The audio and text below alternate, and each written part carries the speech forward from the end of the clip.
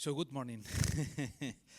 We hope you all had a lovely evening, and we are now moving on the second day of the workshop of this project, and we'll begin with a presentation that will serve two purposes.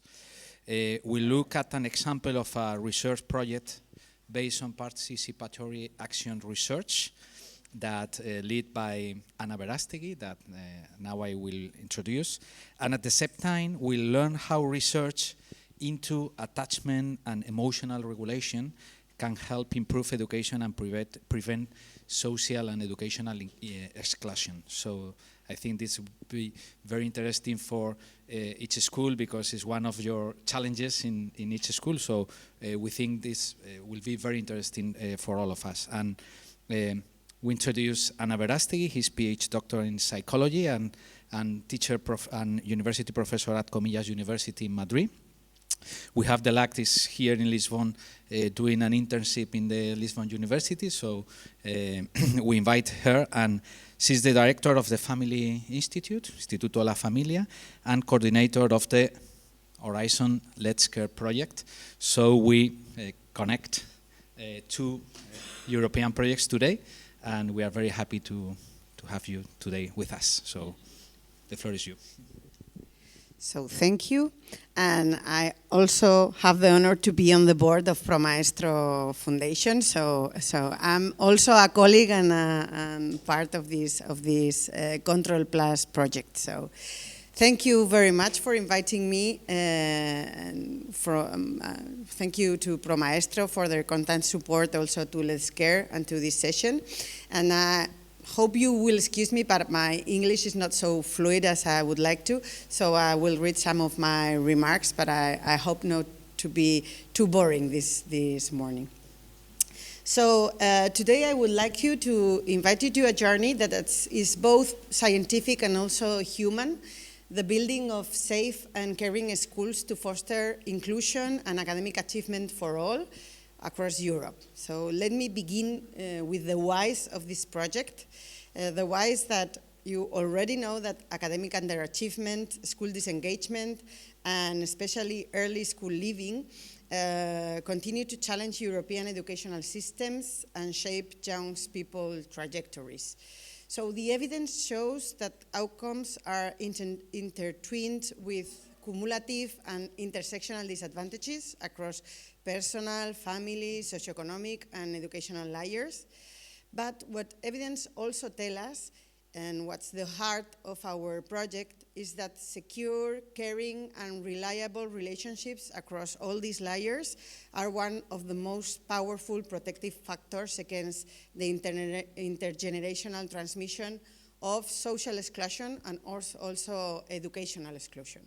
So Let's Care is the journey that takes us from this why, this idea of caring relationships as the way of protecting difficult trajectories, to the house. So we have like three great hows: how security and care shape learning, how schools can either amplify or repair structural insecurity, and how together we can build ecosystems of safety that expand participation, engagement, and success for all our students, but especially for those who feel more insecure or we don't have like the best way to answer to their needs. So in this presentation, I will walk you through four key elements. First, the Let's Care project and its purpose. Second, the theoretical foundations that guide our work, because we began with the theory to go to the practice and go back to the theory. So third, we will present the safe education model, which structures our approach. And finally, I will share some of the tools and resources that we are building now to make our knowledge accessible and operational for the schools. So Let's Care is an Horizon initiative running from 2022 to 2026 6 or 7, because now we are trying to finish and we don't have the time, so we will try to delay the finishing of the project. And it's coordinated by my university and developed by a consortium of 13 partners across Europe. But our fieldwork countries are in South Europe, Portugal, Spain, and Italy, and in Eastern Europe, Poland, Bulgaria, and Lithuania. So we are the 3. You are a course member of our project with Iglica? Yeah, thank you very much for being there. So the project mobilizes a multidisciplinary, multi-method, and multi-level design with the aim of identifying the determinants, the root causes of student insecurity, and translating this knowledge into tools, pilot actions, and policy recommendations. So here you can see like the richness of the consortium. We are many diverse organizations, 4 universities, 5 NGOs, 2 public entities, and 2 enterprises in the core of the consortium, but then we have like a community of schools working with us. And this is the Comillas team, my team. We are 3 coordinators, but all this female wonderful team, which we try to make this safe and caring approach operational in classrooms and schools. But we invite all our male partners to be also caring, because it seems that when we talk about care, only women raise their hands, so you male partners are also invited to be caring and secure for all. So our shared goal is clear here, and this is like a 3-pillar goal: understanding the root causes of underachievement, designing concrete strategies to build safe and protective educational environments, and finally translating this knowledge into political and social action. And the structure is somehow a little complex, and I'm not explaining it in detail, but it runs from community building to theorization, then data collection, then designing tools and validating them, and finally like this final workshop about ensuring impact of our work. So let's move on to theoretical framework, and we work on 3 interconnected frameworks: attachment theory, which reminds us that feeling safe and connected with others is a biological and universal human need, and if it's not fulfilled, everything else will stop to just fill this need. So learning is really, really connected to this idea of feeling secure enough. And we will deep a little bit in this idea a little later. The developmental ecology of Bronfenbrenner, this idea that students develop across multiple systems that are related to each other, the individual, relational, political, community levels are interconnected, so we cannot try to have like a holistic response to children's needs without taking into account these different levels. And also in a bidirectional way. It's not only the system to the children, but the children changing their systems and the future of our systems. And also participatory action research, which is what you're doing these days. So I will speak a little bit about how we integrate this threefold approach. But first, attachment theory, because it's like the heart of our project. Attachment theory was born in the 1950s and developed through all this century until today, not 75 years, not a century, but almost a century. And attachment theory allows us to understand the importance of affective security, its impact on learning, and also its role as a root cause of the dynamics of educational exclusion for some children. But despite being a developmental theory with a high degree of recognition and 3/4 of a century of empirical support, has a low penetration and practical repercussion in the educational field beyond early education and care, that they know a lot about attachment, but it looks like at 6 years, attachment stops, and it doesn't. So, however, we think that its principles are of great use in improving children's well-being in general, but especially those who live in a higher insecurity in their context. So let me describe a little bit what's attachment. Attachment is a behavioral system, what would be like a semi-instinctive behavior regulated by the environment response, whose purpose is the survival of the offspring until they reach autonomy, which in the case of social species like ours is never completely achieved. So just to have security, we have to be connected to each other, especially when we are babies, because we don't have any self-resource to cope with stress and with insecurity, but we still need each other all of our lives. And maybe this COVID pandemic has reminded us the importance of connections to feel safe and to I don't know how to flourish somehow. So from this point of view, security is described as a biological, universal, and basic need, such as hunger or thirst or sleep. So what happens when a child hasn't slept last night or comes with hunger to the school? Nothing works. So the same is with security, with affective security. If they come too stressed, we have to solve this problem before beginning other things. So this attachment system is activated in response to stress, risk, dysregulation, this feeling of I am in danger.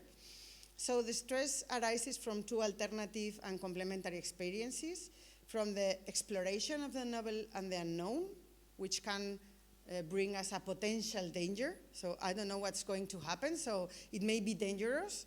So my attachment system just turns on.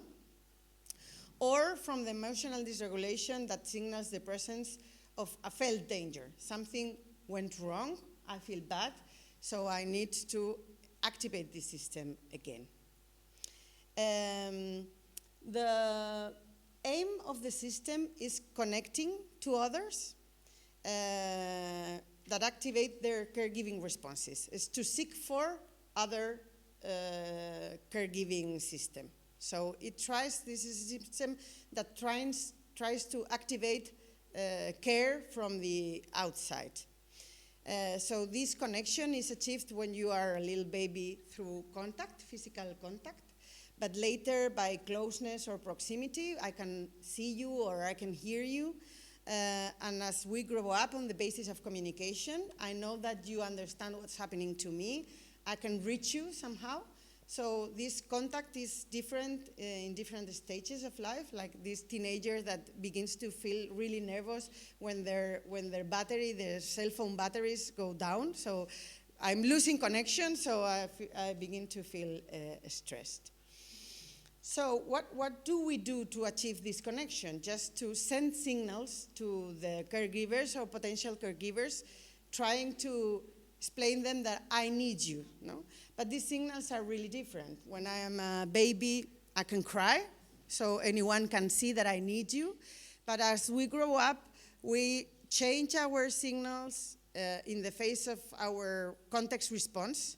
So if to have you here, I need to dance, rap or whatever, I will do that just to activate your presence, your connection, your touch, or your communication.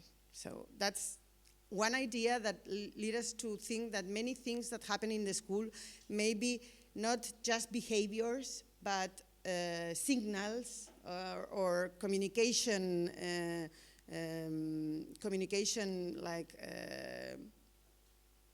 signals, communication signals. What else here? This connection should be not with anyone, but with significant others. So this think about personalization, that not everyone can be make you feel better, because they need to understand your signals, to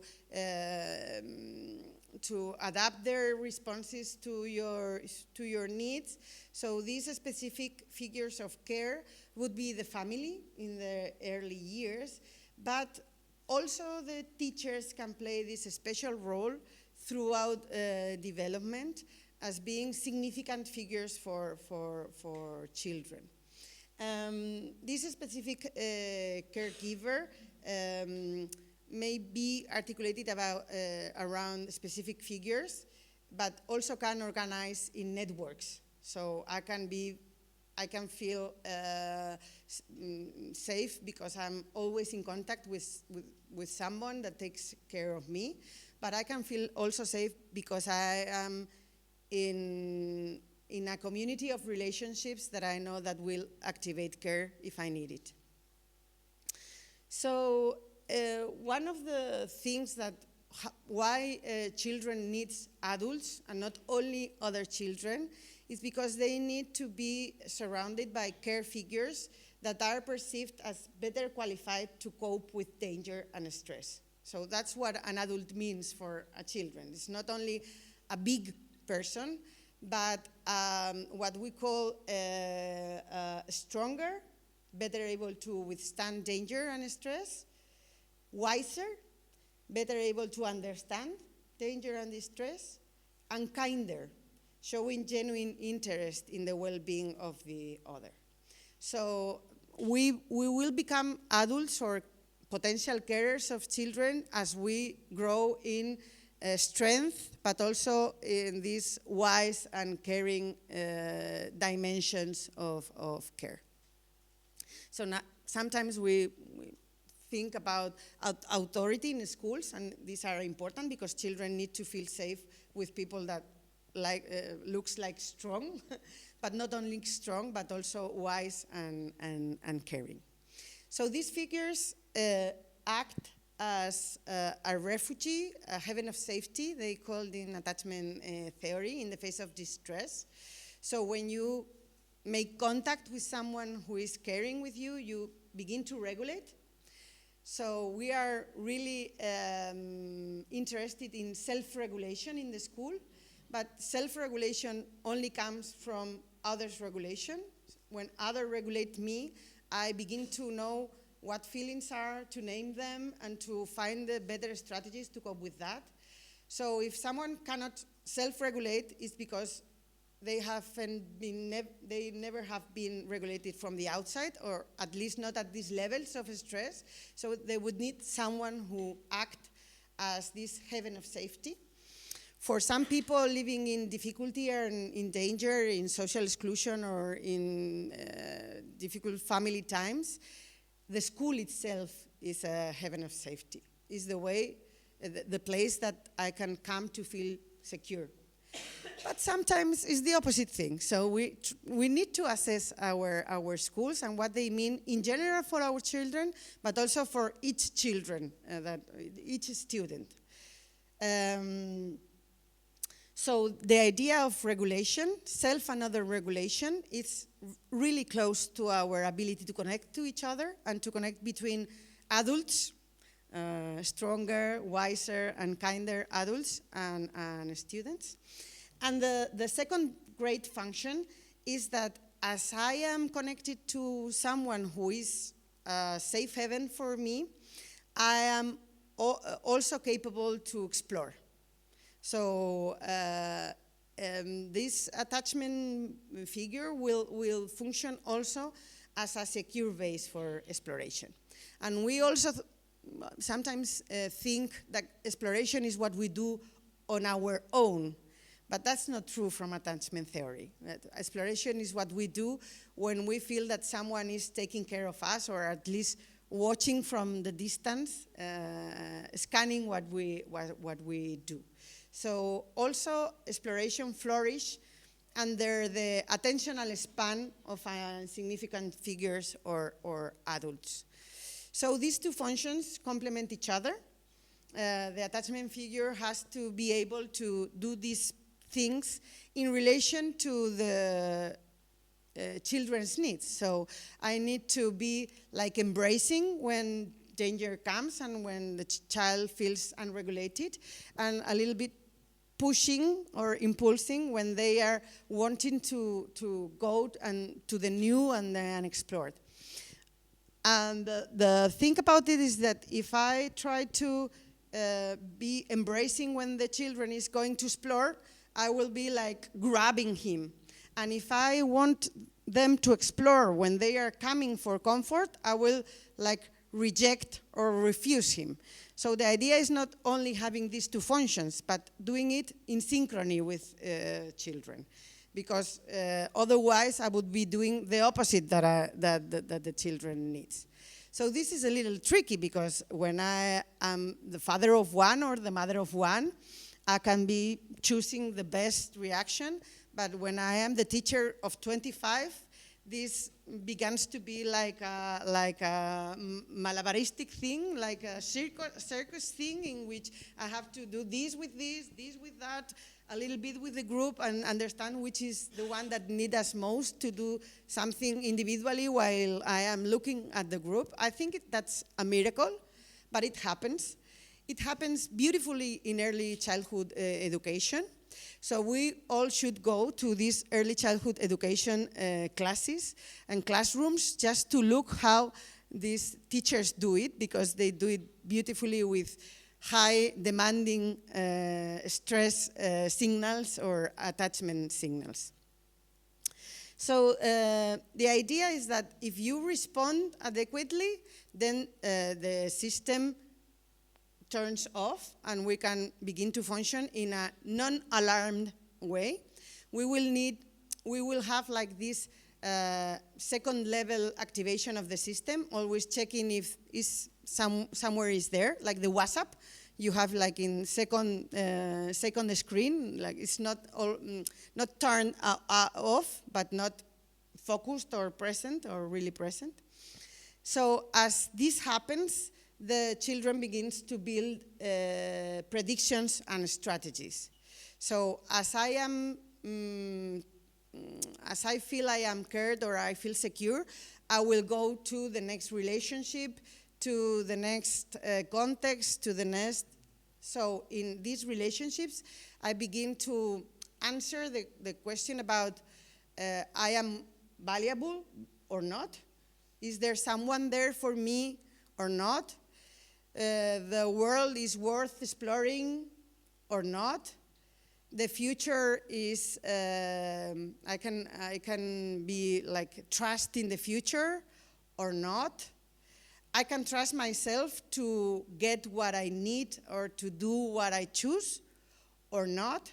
So self-esteem, agency, hope, many things that are really needed in the school and in life are like, or grow from these relationships. Family relationships are the first one, but not the only one. And that's why we need to think about these issues in the school.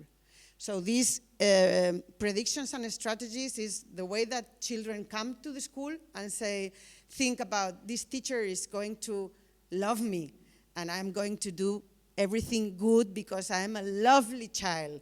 So it probably will.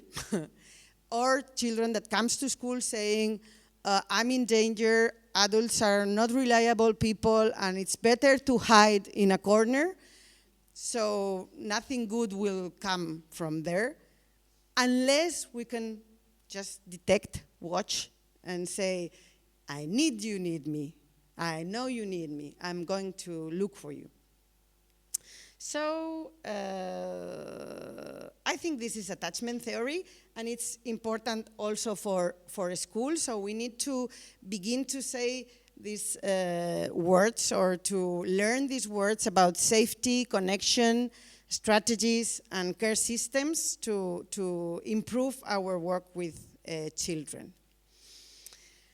So, and also to finalize this idea that attachment theory has been especially applied to the beginning of life and has a special relevance under understanding the early years of school. But Bowlby said that it's important from the cradle to the grave, especially in times of insecurity. But not also only in times of insecurity, but nowadays we are getting to know that adolescence is an especially important period of time for rebuilding attachment. So these attachment needs will be again especially activated during adolescence, and we can learn a lot about how to communicate with adolescents if we have this in mind, these ideas in mind. So somehow attachment is stay connected, just in case you need me, and to feel you secure enough just to grow. So attachment is has something to do, but it's not focused on love or tenderness or I don't know, this kind of touch, but in security. The idea of feeling security, feeling secure. I did my doctoral dissertation on adoption, and I worked a lot with adoptive families saying, what you want your child to feel loved, but the first thing he has to feel is safe. So let's focus on safety first, and then love will grow and will be felt. But the important thing to feel is security. We feel more secure when we think that others care about us and love us, but the idea is feeling secure, not only loved. So the next thing to do with attachment theory is understanding how it shapes learning, achievement, engagement in the school, and it happens in 3 different levels as the foundation of learning. So children come more or less regulated to our classes and know how to self-regulate or not, and will need to be regulated to, and you know about cognitive process of regulation, but also affective regulation and how they interact. Also attachment as the context in which learning occurs. So it's not only about building the functions to be regulated, but also the context in which people feel safe enough to learn. And finally, attachment as the prescriptor of learning contents. So this idea that I will learn those things that someone that I trust show me or teach me.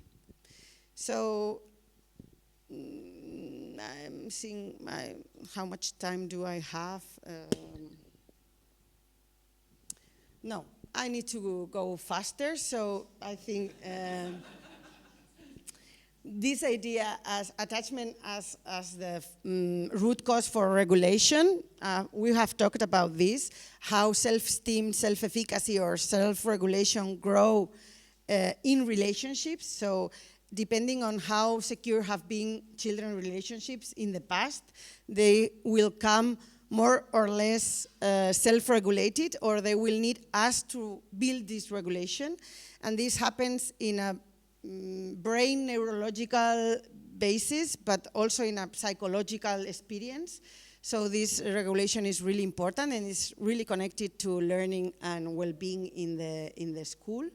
The second would be this security, as they can look for help, they can feel that their teachers are attuned or not with their feelings, and they feel they can explore without the danger of being humiliated or damaged somehow, or too frustrated or exposed or whatever. So how our context is secure enough to explore, and also a place where I can feel that I can ask for help when things go wrong. And this is really, really important. The teacher-student relationship is like the center of this context security for learning. And finally, this idea about epistemic trust. I don't know if you know this concept, but this concept proposed by Peter Fonagy recently to describe the ability of an individual to consider new knowledge that comes from another person. So to think that what other person says is reliable, transferable, and relevant. So just to really trust what other says. And we need to build these trusting relationships just for our students to trust in our knowledge more than in internet knowledge or in TikTok knowledge or in my mate's knowledge or pornography knowledge or other knowledge. Why we are more trustable than other information? No? We can build that if they trust us as persons and they think that what we are, the information that we are delivering is good for them, not for us. So that we are really committed to their well-being. So they will learn what we know. If we build this trusting relationship, they will learn what we know. You all have this experience that you love the content of a teacher that you love. So you want to learn what he knows or what she knows, what she do. So this is very important, but you also engage in what they propose. So you can be a self-learner if you trust in the activities of self-learning that your teachers propose. So it's a really, really important thing about this is trust. Regulation, security, and trust. And trust these days is especially important because we have a trust crisis in institutions, in information, in the papers. So how can we build this idea that we have something valuable, more valuable than internet information to give them? So. The second theoretical stance is developmental ecology, inspired by the work of Bronfenbrenner. This perspective reminds us that development does not occur in isolation, but within a set of interacting and nested systems. So each student experience is shaped simultaneously by what happens inside him, but also in their relationships, in his community, in his environment, also natural environment, but political, the neighborhood, the political systems. So the broader policy and social context also is inside the classroom. So security or insecurity is not, no, don't worry, located in a single place, but distributed around all these nested systems. So what happens with social exclusion? That we have 3 levels of danger, and we can understand social exclusion as an increase in danger in a systemic way for children. First, the increased contextual danger. The conditions of exclusion can be understood as insecurity, economic insecurity, political insecurity, relational insecurity, personal insecurity. So somehow social exclusion are characterized by increased stress, a greater accumulation of environmental demands, stressful life events. So stress is all around in the different layers of society, and less resources to cope with this stress. So sometimes family act not as an umbrella for this stress, but as a funnel for this stress, and this stress comes inside the children, and we look, what's happening inside this child? It's not inside, it's what came and is embodied in this child. So we have this second level that family has a reduced ability to dump or to buffer this stress, mainly because they are stressed too, and they are in the same context. sometimes this structural insecurity, and sometimes this transgenerational insecurity, as they were also excluded children in educational exclusion or whatever. So they have these two lines of stress that comes from the past and comes from the system. We say in this project that no one can give what they don't have. So families sometimes cannot give food if they don't have food. They cannot give peace if they don't have peace. They cannot give security if they don't feel security. So, and finally, sometimes children have greater personal vulnerability to stress due to their health conditions or their disabilities or whatever. They can also bring some biological or health or conditions or developmental conditions that bring more insecurity to this.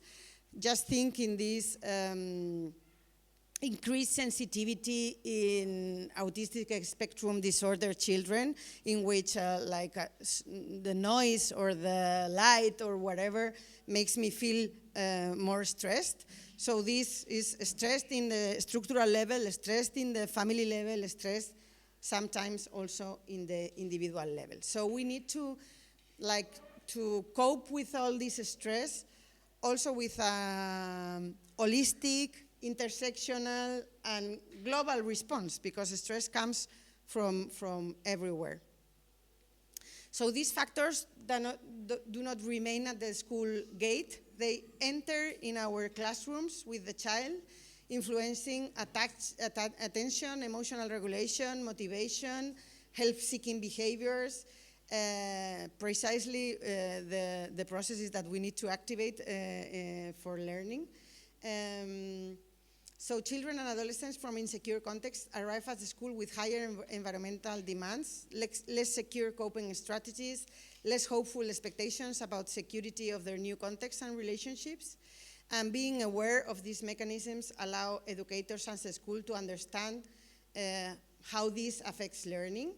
And we have had this trauma approach in schools, but I think we have to move beyond these trauma-informed approaches, because they have moved the question about what's wrong with this child. They have begun to question what has happened to this child. But I think that we have to move to the question about what's happening between us, not only to this child, but between us.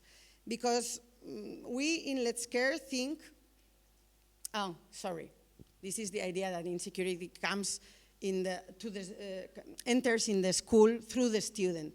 But we also work with the idea that school itself can be a source of structural insecurity for the child.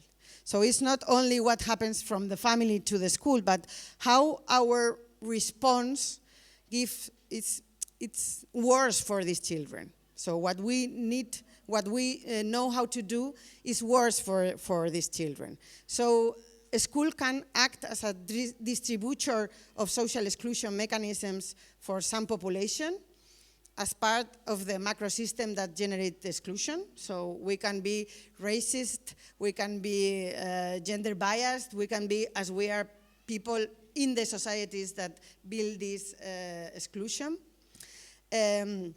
Sometimes a school is the place where insecurity is generated. Let's think in these bullied children. So they are good at home, but when they enter school, some things begin to go wrong. So sometimes for these children especially, we are the bad place to be, because our messages, our reading of their signals, is insecuring them.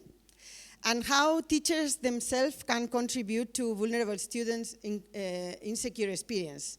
As we don't know how to read their signals, as we don't know how to relate to them, sometimes people that comes from different contexts has different ways of signaling their needs, and we need to learn to speak these languages, these sometimes the language and sometimes the nonverbal language to understand what they need.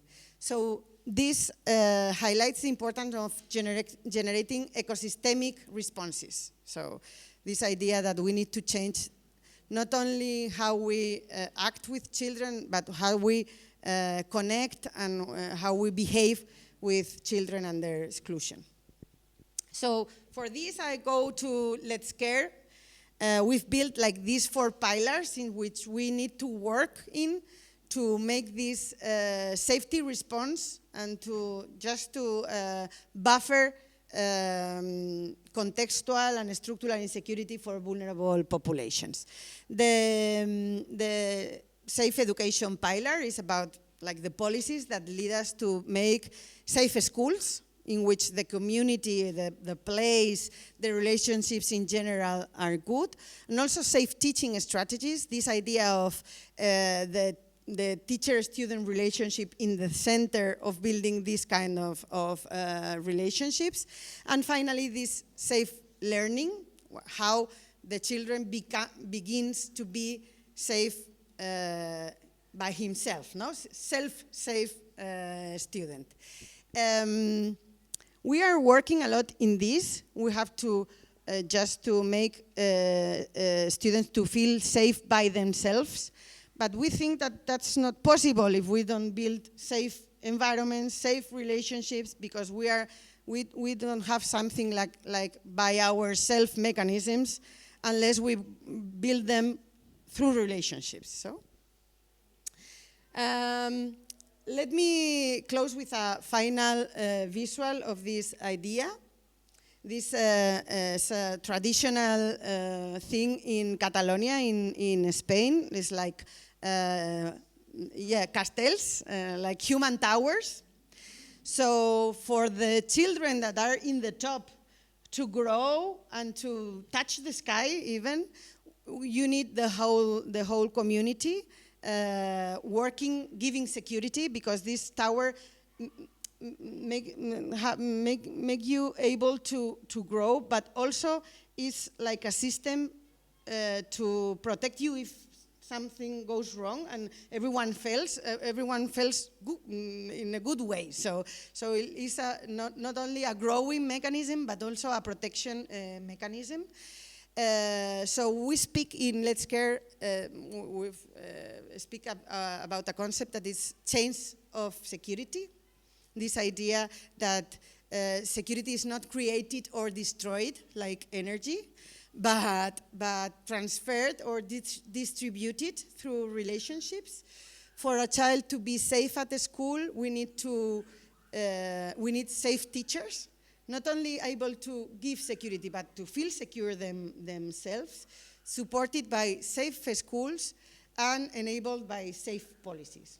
So this idea of ecological idea or castell-based idea of change of security is very important.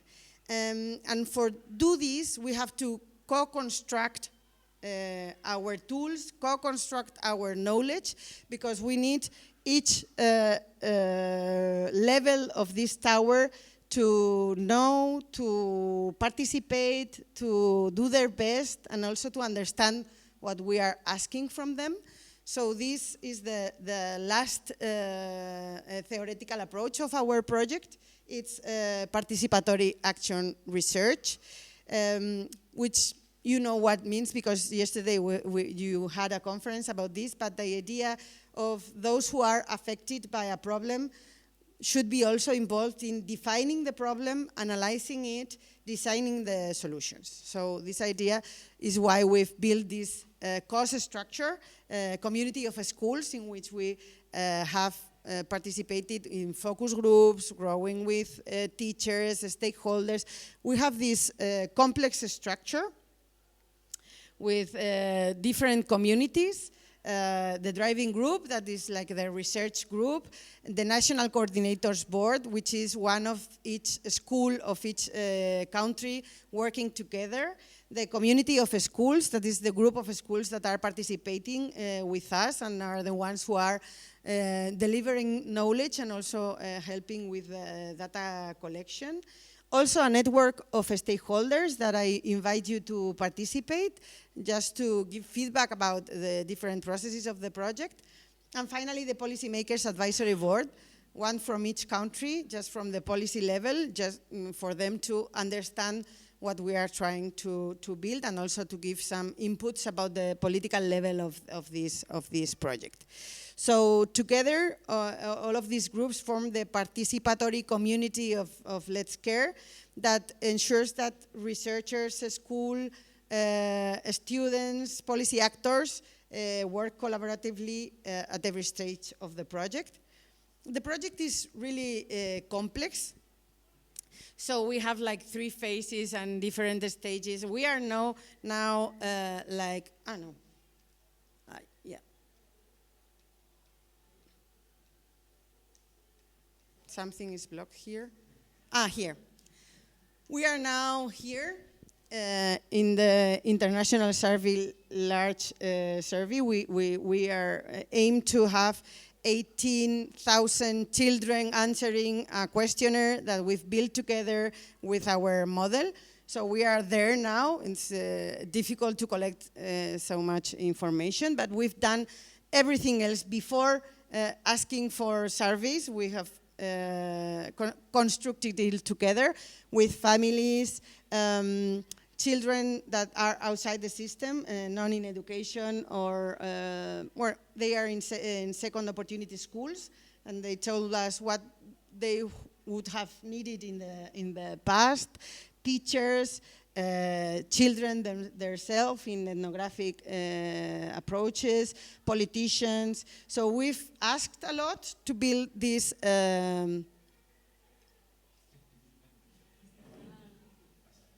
now again, this model, it's not an easy model, it's a complex model, but it has a lot to do with everything that we spoke yet. You know, here is vulnerability, vulnerable students, and here are school outcomes. So science says that these vulnerable students will have worse school outcomes. Our idea is if security happens, this will buffer these relationships. So we will try to like plane the curve or plane the relationship between vulnerability and early school living, underachievement, underengagement. We work a lot with underengagement and underachievement, not so much with early school living because we work with children in primary school, so they don't usually leave school until they can. So they are there, but sometimes they are not engaged or they are not learning. So, and we have the 4 levels: safe education, safe school, safe teaching, safe learning. In each level, some different factors, like to be a safe learner, you have to build safe relationships, be safe, like safe functioning, like your regulatory system activated, and feel safe enough. Safe teaching is a teacher that feels safe, so in control, good enough, not burn out, but also have good relationships and safe teaching skills, know how to give security to others. And then safe teaching grows in safe schools. We have named these schools as kind schools, strong schools, and also wise schools. Wise schools has to do with knowledge management inside the school. Kind school with all the caring dimensions, from rejecting violence to growing relationships. And strong school has to do with this being a reliable place. So norms, structures, organization, children know what's going to happen in a day, or they will be informed if not. So this idea of being like a reliable place to be, and then safe education. So now we are asking many people, headmasters, teachers, students, just to understand if the variables behind all these projects, that are many of them, will work or not, to build the tools, which are these.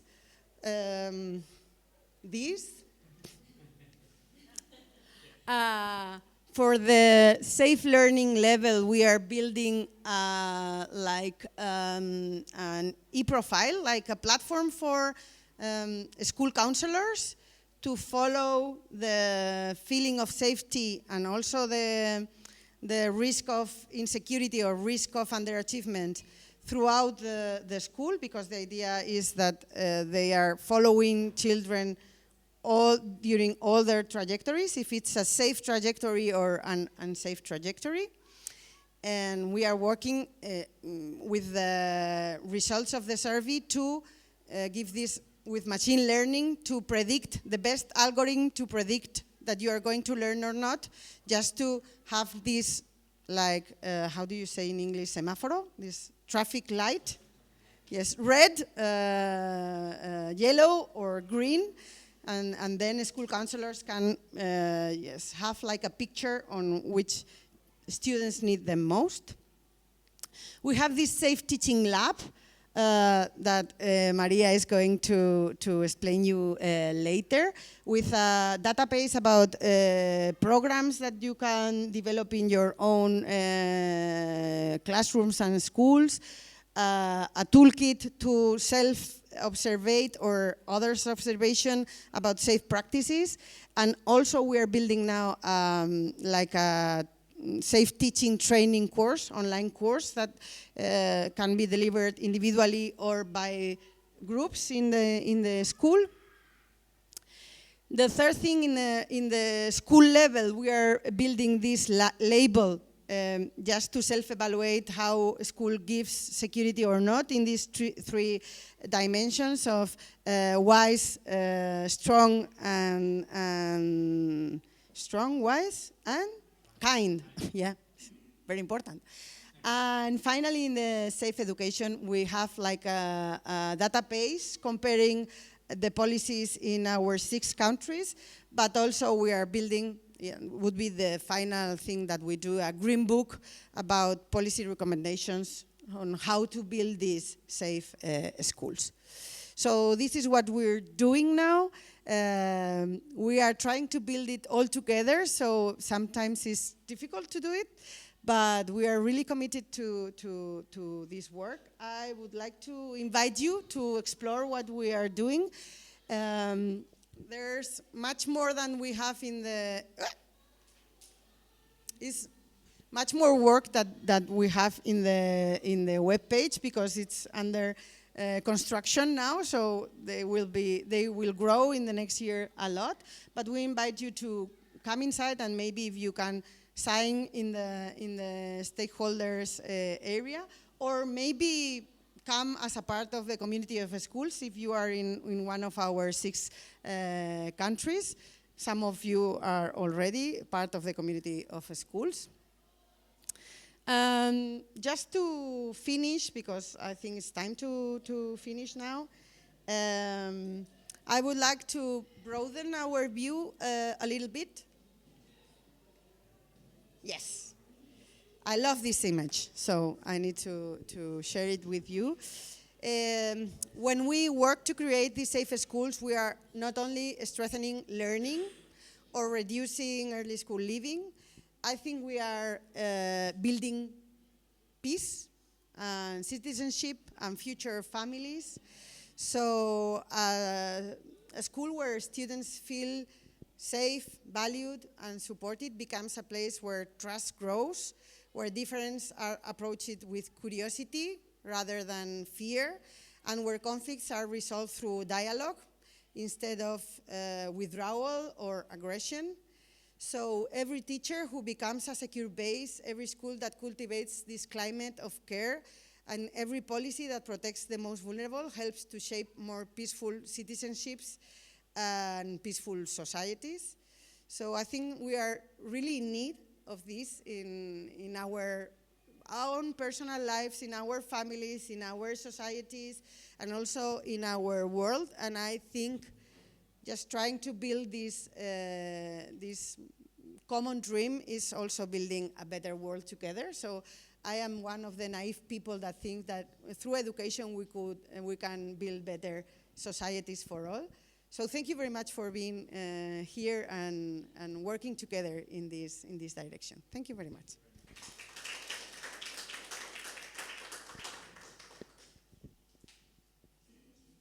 Thank you so much. Oh, thank you so much, Ana. We're going to have now a 5 minutes break, go around, stretch, move, and I will get ready for the second part, for the workshop. We will find out about what we Promaestro did with the teachers and the tools that we and the tools that we came up with. I'm sorry I cannot stay longer, but I'm sorry I cannot stay longer. But if you want to reach me, you can ask Maria for my email, and I will be glad to share with you and to discuss. But I have an appointment now in Lisbon. I don't know how will it take to get there. So sorry, because I cannot spend morning with you, but thank you very much, and thank you for your attention, because it's a little bit heavy to talk about all these theoretical things, but I think you were just connected somehow. So thank you very much.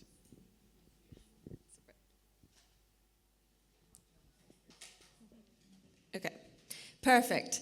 So we're going to build on the theoretical model that Ana was presenting to us just now, focusing on safe teaching.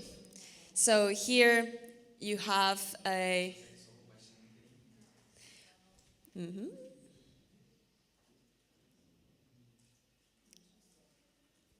Yes, I was hearing myself too loud indeed. Here you have again that theoretical model with the different levels. Just to point out, we did research, Promaestro did research with teachers in the 6 countries for the field work, and it was the qualitative data collection and building of tools with the teachers from the schools participating in the research project. So let's have a little warm-up activity so that we can understand better in our own experience the pillar of safe teaching. So, a teacher who made me feel secure. Think about a teacher from your own school experience that made you feel safe, that made you feel secure in the classroom. You can think about what this teacher did or said, how this teacher made you feel, or also what consequences this feeling of security had for you. Just think for a minute. So if you can get specific about a concrete behavior that this teacher had that made you feel secure, so what did they do? What did they tell you? How did he or she manage what was their response to when you had a mistake, when you made a mistake or had some difficulty? All right. If anyone would like to share,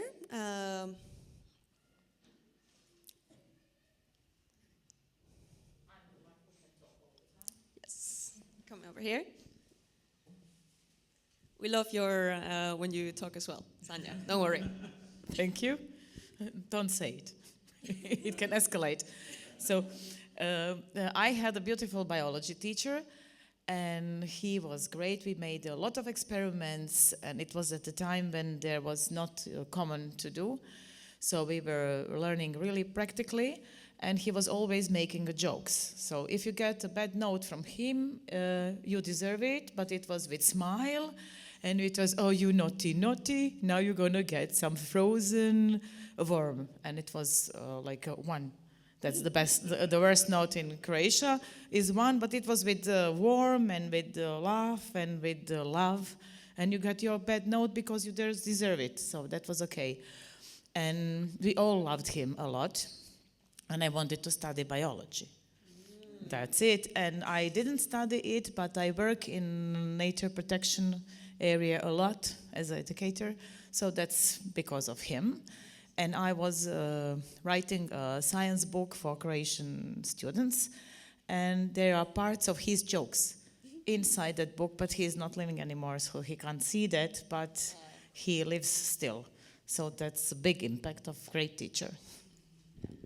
Wow, that was fantastic, Sanja. Thank you. I don't know if any other person would like to share an anecdote themselves?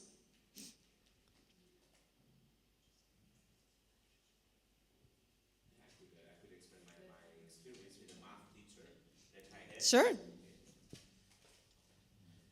As I told you, I don't like so much math.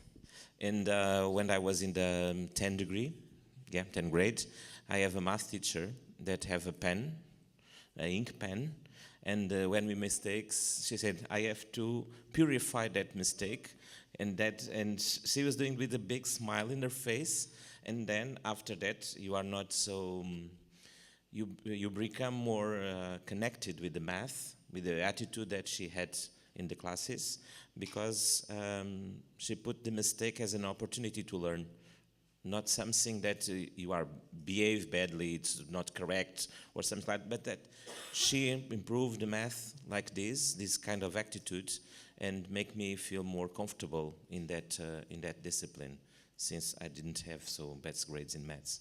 But that's it. Fantastic, Pedro. You did touch on a very important practice for creating security in a classroom over there. So let's look at what other people have said as well when asked this question. So we have, she always greeted me by name and looked at me. He listened when I had a problem, even if it was not about the subject. She explained things again without making me feel stupid. And he believed I could do more and told me that explicitly. So these are some examples. And just to recap, these actions, these words can be mapped onto this both the welcoming, so the refuge part of the attachment theory that we were seeing before, and also the push or the exploration encouragement that we were revisiting with Ana as well. So both taking care of the relationship with the students and supporting and challenging learning. We already know these are important things in teaching, but let's focus on this. So now some insights from the Let's Care project, specifically what we did. So just to begin with, the definition of safe teaching as we have been working with it. So this comes from the theoretical model that Ana was talking about. This was our starting point. We started from the theoretical model, from the papers and the literature reviews that the universities did, and then we went on to gather information with the teachers. So it was a complementary approach. So we understood safe teaching as educators that are equipped and are supported themselves to foster this protective and inclusive school environment, classroom environment. This is based on building bonds of care, so positive relationships between the teachers and the students. It includes practices that make learners feel welcome, listened to, trusted, and supported in the classroom. And of course, it requires that the teachers feel safe, and we could do that through professional development, positive relationships with colleagues, favorable working conditions. And, well, obviously, this is all to prevent disengagement and early school leaving as a final consequence. So we worked for the fieldwork with 6 countries, 13 schools, and 90 teachers in total. We started out with focus groups. In these focus groups with the teachers, we wanted to learn what they thought about the importance of attachment in their classroom practice, the meaning of safe teaching. We know we defined it through the theory, but we wanted to know, what do individual teachers in our schools in these countries think? And also what they found in their classrooms, in the schools, were barriers and facilitators for safe teaching.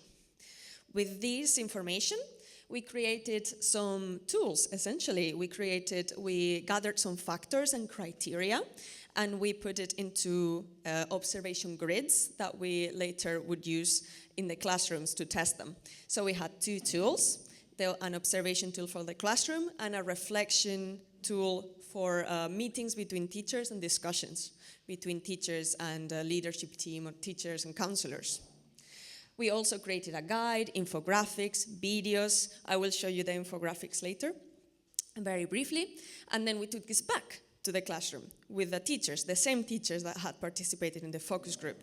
And we wanted them to test these tools, to observe themselves, to observe colleagues, to have discussions in their staff rooms. We wanted to see if the reflections and the conclusions that they gathered from observation were useful for them to improve their practice in the classroom, which was the final objective of this project. So, briefly, let's see what we found out in the focus groups. I have brought you here specific quotes from the teachers, because I and we think in Promaestro that the voices of teachers are crucial, especially in the focus groups and the observations and the qualitative data gathering that we did with them. But I will basically be telling you the main conclusion that you have up top in the interest of time, but you will have access to these slides later and you can read what the specific teachers said, which is very interesting. So firstly, not a surprise, the teachers thought that relationships should come first in their classroom teaching. So they feel that that relationship is essential for learning, even if sometimes this comes as sacrificing learning time for content. So there was a tension there, which you have probably experienced if you have challenging classrooms. Secondly, a second conclusion was that safe teaching, as the teachers described it, was about trust, about collaboration, and also a positive communications with the learners, and personalization of teaching and learning, both in terms of their methodologies and also the attention that they paid to individual children. A third conclusion was that collegiality is a pillar of teachers feeling safe themselves. So it helped teachers gather this security that they could then give to learners. Also, it enriched their learning through practices like peer observation, joint planning, that we also want to deploy in this project. And also encourage shared responsibility. So we know we are a team. It's what Ana was saying as well, that not everyone can be a figure of reference for every child. Children will have better relationships with some teachers, they will have preferences, they will have people they more easily connect with. This makes sense. As a staff, as a group of teachers that works with a group, we are a team. And we aim together to give security to every child, even if every teacher cannot do it themselves. We also found that school leaders play a massive, very big role in providing security to teachers and to students. So they can strongly support or block safe teaching. Here I will point to some stuff in the quotes. For instance, we have the importance of them showing availability themselves to students, being there, being mediators in the conflicts that appear in the student body. We also have giving teachers reasonable schedules, giving them time. This is what they were talking yesterday in the IDEO team. Also, creating a culture that makes space, prioritizes attachment, makes space for community building. So this is an important role of school leaders. And also, of course, the training that they're giving teachers in terms of relationship building, inclusive methodologies. There are several points that are not often addressed in initial teacher training, especially for secondary teachers, that by providing extra training, school leaders can fill in. Also, in terms of the system, the teachers said there are many barriers. We have some examples. Obvious one can be large classes, the lack of professionals, support professionals such as counselors. We were saying yesterday how important it was to have, or how useful it was to have a counselor or a psychologist per year level versus what is normal, which is maybe one per school. And obviously the availability of professionals is important for students to feel safe. Also unstable policies, so if the laws are changing very frequently, teachers are stressed to adapt what they are doing to these changing conditions, so they find it more difficult to give security themselves. Now, for observations. Here what we have is more related to the experience that teachers had with observations. This is to give you a snapshot. I know you have, you know what peer observation is. You have tried structure or informal before, but this is just to say what we captured, what we gathered from the teachers participating in this research. Some of them hadn't had peer observation since they were since they were students, interns themselves. So for some of them, it was a relatively novel experience. So they found that it was a very motivating professional development experience, actually. It helped them rediscover what they already knew was an important aspect of pedagogy, which is relationships. So it helped them integrate perspectives from other colleagues, consider other levels of influence, like their school leaders, and have a deeper reflection of these factors.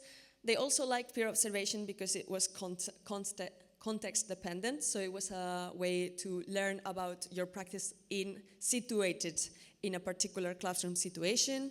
They liked that they learned from each other and as well from self-reflection, so this double-sided part of observation was important. It also had benefits from the professional culture, and this is why we have collaboration as one of the main areas in Promaestro, aiming to support a professional culture, professionalization of teachers, the empowerment of teachers. So we believe peer observation is a big part of that. So it helped them to think more positively about colleagues, feel more appreciated, have, of course, a better understanding of what their colleagues thought, and in general, it strengthened relationships. So, indeed, teachers observing teachers, without any objective to evaluate their teaching, just to improve it. So constructive feedback was delivered as well as part of the observation regime. So these are some of the easy-to-use tools that we created in form of infographics that can be printed as posters. So we gathered some of the actions that were brought forward by the teachers in their focus groups and confirmed as important during observation. You already have this available in the Let's Care website, so you can download them. Don't worry about it. We have a definition of safe teaching and 5 aspects that were, as I said, brought forward about safe haven or about welcoming students. We also have 5 actions that were found important about encouraging exploration. And, well, in addition to that, you have access to the tools that we created, revised through the feedback that we had with teachers, school leaders, and also the experts in the project. Yes, that will lead you to the website in itself. Okay, now let's do a little workshop part.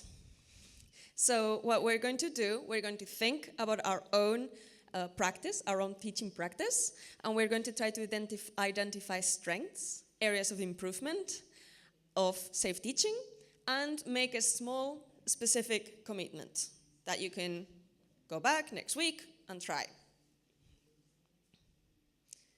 We created a simplified version of the tool, the Safe Teaching Observation tool. We're going to do a little self-reflection. You don't have to, here it's very small. What I want you is to access through that QR. You will see a Word document.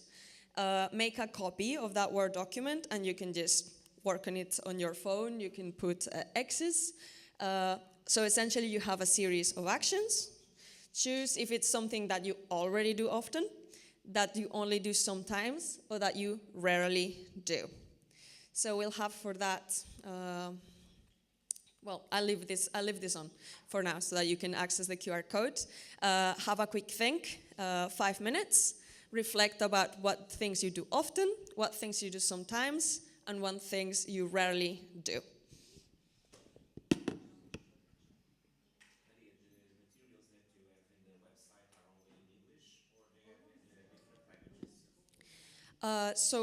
Okay, for now, on the Let's Go website, you can find the materials in English. In our website, you can find the materials in Spanish, but they will be available in other languages because the teams, in the 6 languages of the project, so you will have them in Portuguese, just not yet.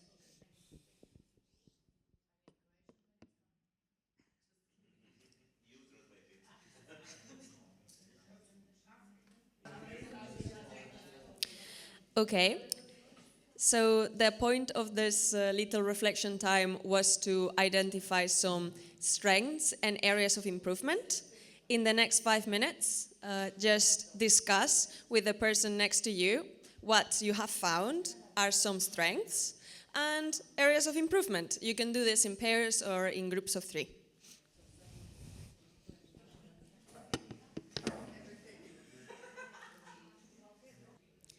All right. So you can continue discussing with your colleagues. I will just ask you to also think about making a specific commitment for yourself, just for your classroom next week. Something simple, something that you can actually try, specific, that we can see it or hear it, and realistic and relevant in your context. You have 3 examples over here to inspire you. You can make these commitments related to the tool, or it can be something different, just something that you come up with that would help you welcome or push your students.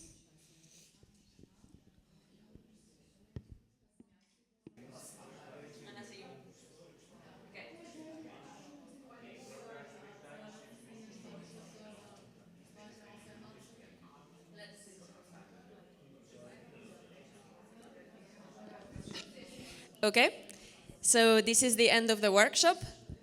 This is just another prompt, if you needed one, to go have a look at the observation tools.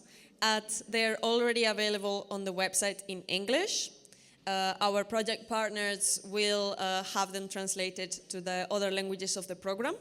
But if they're not available in your language, like Croatian or German, don't worry, there are very good AI tools now that translate documents. So thank you very much, and we will now have another 10-minute coffee break before we continue exploring the school.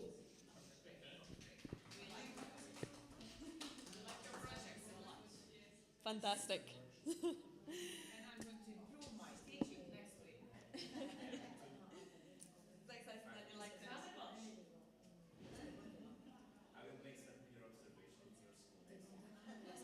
Okay, so we can start. So good afternoon. My name is Ana Berástegui. I'm a mediator of this project. I'm also an English teacher, but I'm full-time teacher as a mediator for 5 years now. It's the time we have this project in our school. And with me, and I work with students from the 3rd cycle, 7th, 8th, and 9th. Then I have here my colleague. I don't speak English, sorry. Eu vou falar em português e a minha colega vai traduzir, não é? Como é que é? Mas eu vou-me apresentar em português e depois tu traduzes. O meu nome é Paula Garcia, sou professora de Educação Musical nesta escola há cerca de 30 anos, mas há 5 anos que estou neste projeto da AEPEL. Okay, so Paula is also here in school for over 30 years, and she's a music teacher, and she's also involved in this project with students of the 2nd cycle, with 5th and 6th. So we are 2 mediators in this school.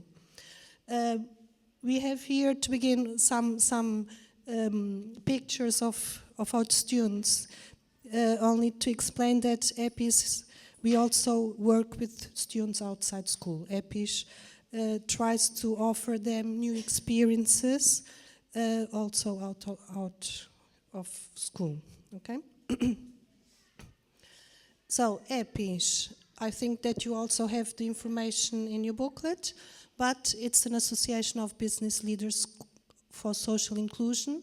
It's a non-profit association that started in 2007. 2007 because in Portugal we had a severe problem of school dropout. So this was a problem which this association tried to give an answer. And it tries to promote school success in several schools in Portugal. So we have a lot of students around all Portugal, also the island, where we have projects with AEPEL. currently EPIS runs the largest non-public school program for promoting school success and social inclusion, and it covers ages from 5 to 18. So we have different programs for each ages.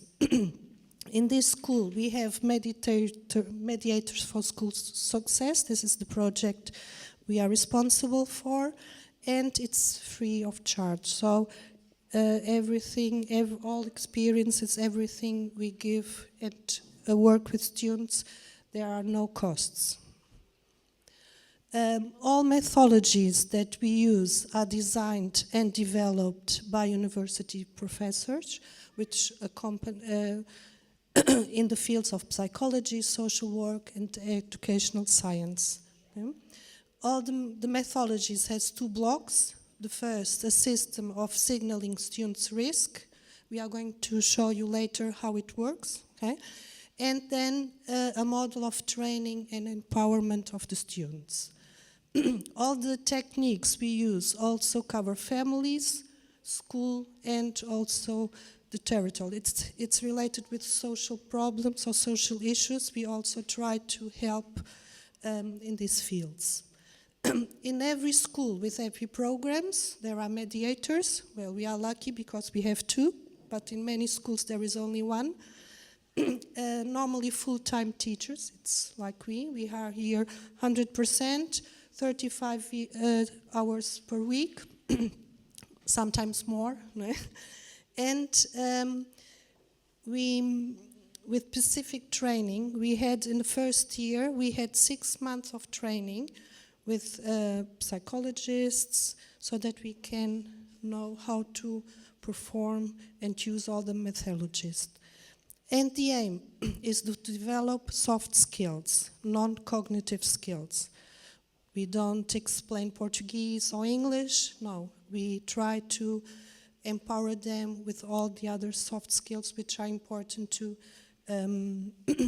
give them the interest of school, of studying, and also to be 100% healthy enough to understand the meaning of studying and being.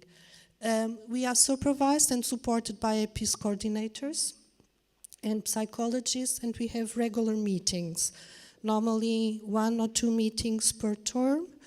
And we also have coaching sections where we have study cases. So when we have doubts, we can ask for a coaching section and put a problem so we are getting some information how to deal with the situations, because we have here difficult situations and sometimes we need help and support. Intervention takes place outside the classroom because we have between 60 and 65 students that we, so it's quite difficult to have sections with them outside school. So I have to ask the teachers, okay, can I take João or Maria with me to have the sections? Normally the sections last 20 to 40 minutes, okay? It depends also of many things. Monitoring the student, we also monitor the students and families. And here, how do we do it? By comparing their grades each by year, okay?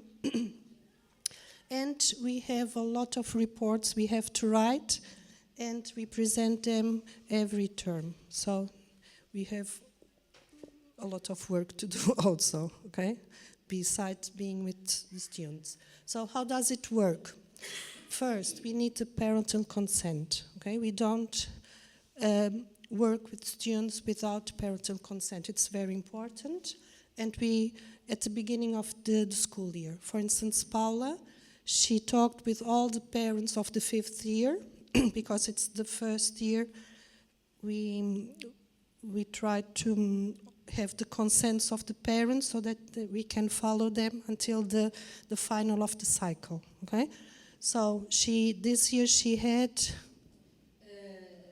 almost 97 consents, okay? And then she applies the scoring. In the second cycle, she applies a scoring, I apply a screening. There are some differences, okay, because I work with teenagers and she begins with students of 10, 11 years. There are some differences. And we apply a questionnaire. We are going to show you later, okay, the questionnaire to assess the risk, okay, so that we can see if there is a risk and the need of intervention or not, okay. We do it along the first semester, no, because each questionnaire takes more or less 1 hour. And with little children, sometimes it's difficult to do it only in one section, we need 2. So it's a lot of work for the first semester. Then the intervention, if we know if there is a risk, okay, we have to define a plan, intervention plan, and we begin also to work with the families. And if it's necessary, also with the social networks, because we have here a lot of social issues, and we also have to work with all the outside of school partners. And this we do. Normally, Paula begins with the 5th year in the 2nd semester and goes until the end of the cycle. How old are the students in the 5th year? 10 years, 10, 11. It's grade 5, yes. It's grade 5. Okay. Do you want to say something? Okay, I bring here an example of my screening, because when they finish the 2nd cycle, I take them, okay? Because they worked with Paula 2 years, or 1.5 years, and then when they begin a new cycle, the 3rd cycle, I have to apply the screening again to see if there is still a risk or not, okay? And if there is still a risk, I have to work with them until the end of the cycle, okay? And this is the result of the screening, okay? So it tells us all the type of risk which are associated to the child, okay? This here, it's the WHO 5 Wellbeing Index. It's also present, it's also in our questionnaire. And here we have the alert. It means that we have to pay attention to these children. And normally, with all these children, we try to work also with our psychologist, okay? Because it's mental issues, okay? And it normally, when I had this, it was in February, but in September, I already knew that there was a problem. So it's real, okay? Then here it's the global risk. If it's green, there is no risk of insuccess. Yellow, there is a risk, and red, it's a very high risk, okay? Then we have in relation to school, and here normally it's related with lack of interests. They don't have study methodologies, reading habits, okay? So, as you can see, a lot of them still have a risk related with everything with school life, schoolwork, okay? And then there is a risk, a social risk, okay? Because we have a lot of families with many social issues, poor families, families with don't have a lot of conditions. Now we have many families which 3 people work in a room, so that they don't have computers. There is also in relation to meals, food, so there are a lot of problems. And if the child isn't well fed and don't have at least some of the conditions, it's very difficult for them to learn. Right? So it's AEPEL not only has the student, but also looks at the families, where he lives, okay, what the parents do. And then we have, for the first time, it's for the first time this year, we also, it's this risco acolher. We are going to show you later a video about it, because it's the first time we have it. It's related with immigrants, Okay? Students who came this year or last year or 2 years ago, okay? There we also have part of a questionnaire which tell us if the child is well integrated or no, or not, or if there is, or if there are other problems related to the risk of being here for the first time, because it's very difficult for some of them. So for these students, we also have a methodology. We have specific techniques to work with these children. Okay? Then, at the end, all these, which are orange, it means that all these teenagers still need my help. Okay, so they need guidance, support, and they are still with me. And they will be with me until the end of the cycle. Okay?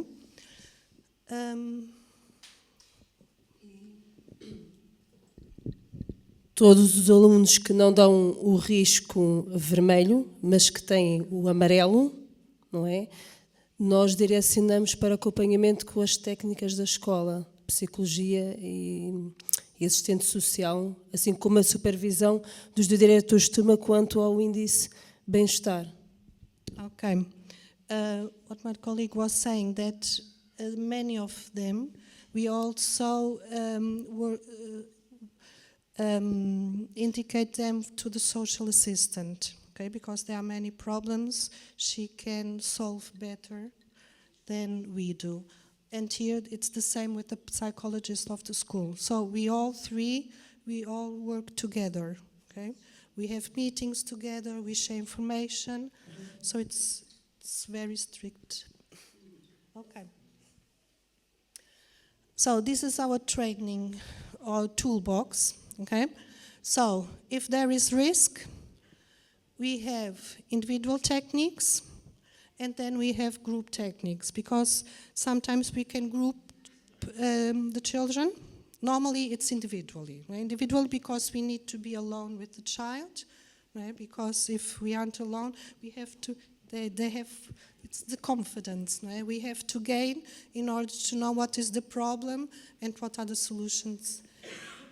But sometimes we can also group them. Normally when we talk about study methods, okay? Also social skills, it's very useful to join them and train with them as a group.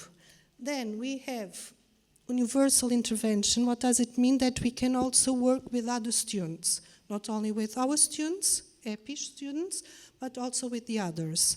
And here we have a section per team, which Paula did this year with the 7th student, okay?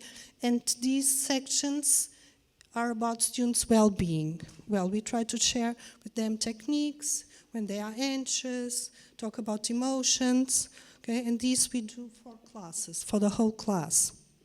We also have this year this project, GPS, Guide for Success. I and the psychologist, we are working with 14 students, which were considered risk students because of misbehavior and lack of interest. And we also work with them per week. We have one section. Okay? Then the family. We and the families. We have a lot of meetings with the families. We are always in contact with the families. I use the WhatsApp, and Paul also. And whenever there is a problem, it's the fastest way to reach the family. Because if we send a mail, they don't see the mailbox. Well, so we have to choose the WhatsApp, okay? So, and it's very important.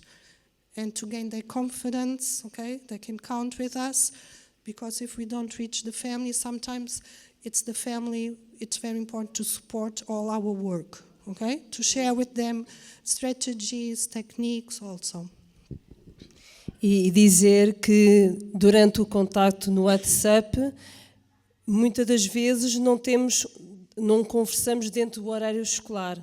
À noite, na hora de jantar, os pais, depois do trabalho, que estão em casa e muitas das vezes contatam connosco até muito tarde, 11 horas, 23 horas da noite, por aí. So what Paula was saying, it's this contact with the families. It's not only during the school time, but sometimes late at night. Okay. It's yes, it's all personal. Unfortunately, we have already talked with our coordinator, the EPIS coordinator. It would be very useful to have a phone, right? Because we are sharing our own phone, yes.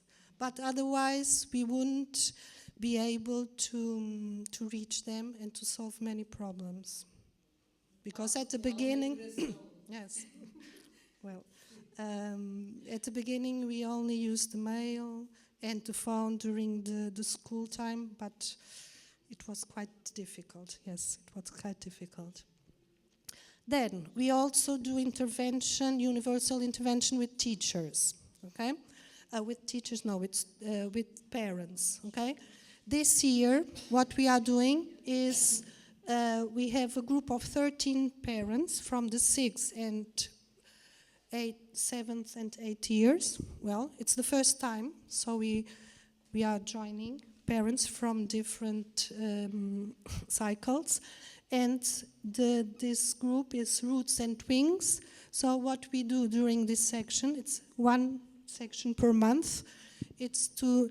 We work different themes, different problems, okay? Positive communication. The others, how to deal with